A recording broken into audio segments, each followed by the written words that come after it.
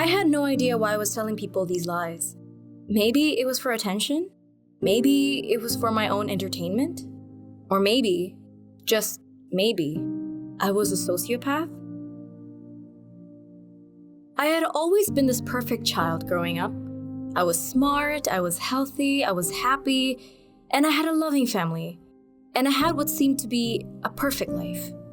Sure, there were a few hiccups to do with my mental health along the way, but overall, I would say that I had a childhood that some people could only dream of. But I lie. A lot. Some small, some large. To give you an idea of how bad my lying is, I found myself fibbing about some things in the story as I was writing it, although I have since gone back to change them. Looking back now, I can see that my problem has been with me from the beginning, even though I didn't think much of it.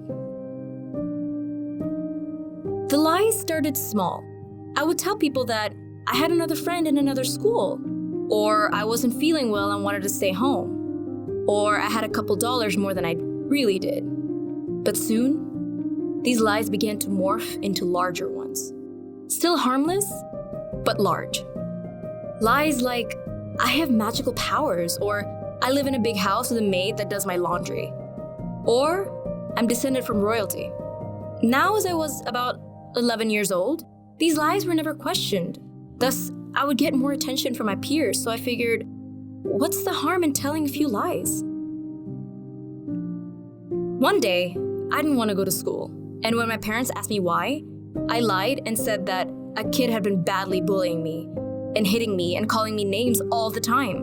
Of course, my parents were horrified and held me close with a promise that they would deal with the bully if I just told them who it was. I freaked out because I didn't want to get in trouble for lying, so I just told them the first name that came to my head, Ellie. Immediately, they asked me to show them where she had been hitting me, and I remember that I walked into a table a couple of days before and got a pretty bad bruise from it. So I rolled up a little bit of my clothing and exposed the purple bruise. My parents looked devastated. Through the tears appearing in my mom's eyes, she looked at me and said, I promise that you will never have to deal with this again. A couple of minutes later, my mom had rung the school to set up a meeting with the principal. While I stayed at home, my mother went to the principal and told him my lie. Ellie got suspended. Of course, I felt bad. I didn't mean for this to go so far, but something inside me convinced me that the bullying actually had happened and that she deserved it. Everyone believed my story, and soon I began to as well. My lying continued all the way through the rest of primary school. And before I knew it, on the first day of high school, the first person I had met was told their first lie about me. The lies went from my family has a little less money than average to I only got into school because of a scholarship, became lies about my mental health and previous primary school experiences. I convinced people that I had literally no friends from grade 2 to grade 5, and so I had spiraled into this deep depression that almost caused me to end my life. I had no idea why I was telling people these lies. Maybe it was for attention, maybe it was for my own entertainment, or maybe, just maybe, I was a sociopath. It all made sense. My first kiss felt like nothing. I had no reason to feel bad for people whose lives I had greatly impacted because of my lies. And honestly, I felt like I was better than everyone else. This thought broke me. So I decided that if I couldn't stop it, I would just become it. So that is what I did. And I started to do reckless things. I created a fake Instagram account where I looked for ways to feel loved. People had catcalled me in the past, and it gave me some comfort that someone found me attractive. And so before I knew it, I began sending inappropriate things to complete strangers on the internet. I still craved for more. I wanted more attention. I wanted stronger reactions, so I moved on to my personal account and messaged the first boy that came to mind. We started talking, and I was getting the attention that I wanted, so I started saying some things and lying about others so that I could. And before I knew it, I was sending more photos. He screenshotted some to keep for himself, and even at one point asked if we can meet up. I said no, but the question was already out there. And I'm not really sure why, but it made me mad. I cannot stress enough how damaging this was to me. I'd got from lying about horrible depression that plagued me to living with it daily. One day, my actions hit me like a truck. They hit me so hard that I even considered taking my life.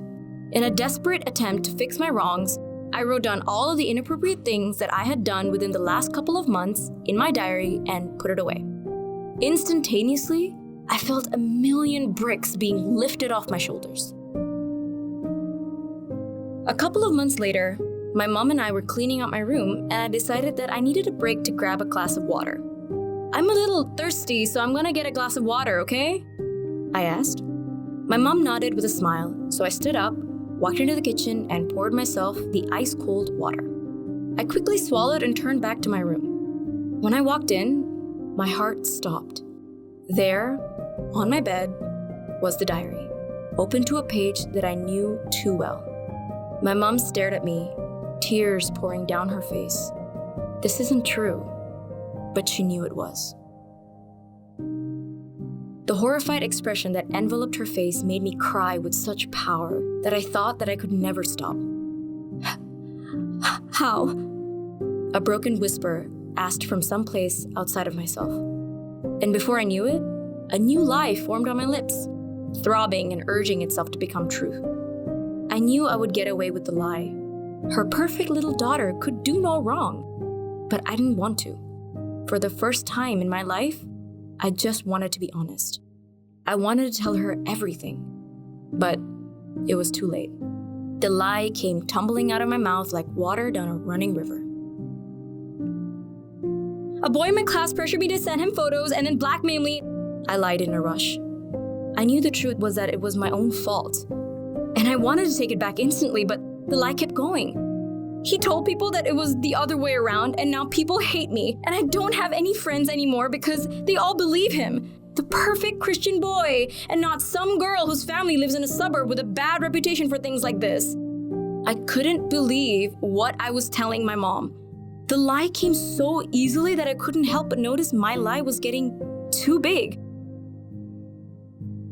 That night, I laid in my bed, unable to sleep. I remember that I had perfect friends, and because of this, my lie wasn't believable.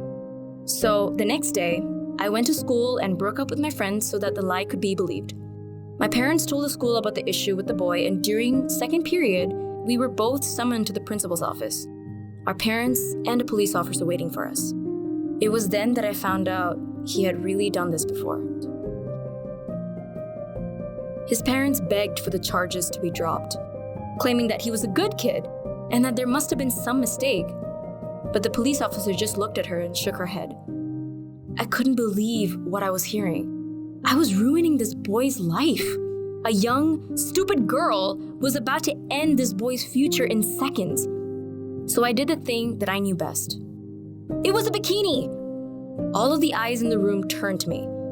His eyes found mine, and for the first time, I saw him as he was.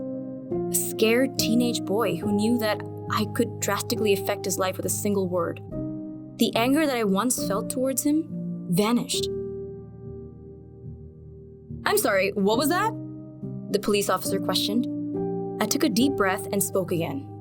"I don't know how it came across like that. I am truly sorry, but I didn't send him anything inappropriate. I sent him a picture of my new bikini," I pleaded. The police officer's gaze drilled into my soul. I knew she was trying to decipher if I was trying to change my story. Then why was it such a big issue that it was shared around? I wasn't certain that the lie I had just delivered would work, but the single question prompted me to one of the most honest lies that I have ever produced. I've always been really self-conscious of my body, and so when I heard that he wasn't the only one to see it, I freaked out because he broke my trust and I didn't know who else had seen it.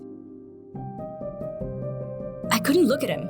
I didn't know if he was as good of a liar as I was, and if I looked up to his face to find a confused expression, I knew it would be game over.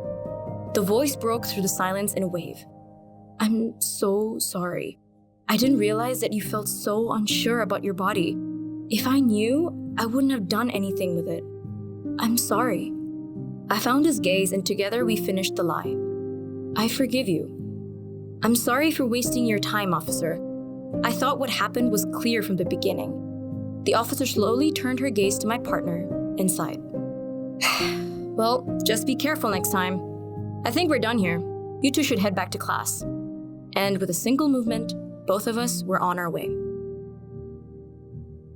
"Thank you," his voice said gently. I looked at him and I knew that I had finally done the right thing. "Don't thank me, just forgive me."